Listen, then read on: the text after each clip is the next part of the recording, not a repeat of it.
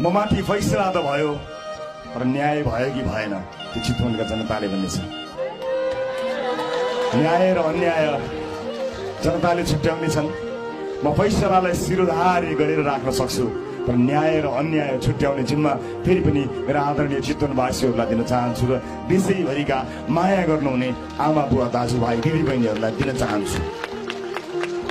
मैले यदा कदा सुनेको छु, जो शिखरमा पुग्ने हिम्मत राख्दछ परीक्षा घरिघरि त्यसैको मात्र लिइनेछ। र म शिखरमा पुग्न हिँडेको मान्छे हो, परीक्षासँग डराएको छैन।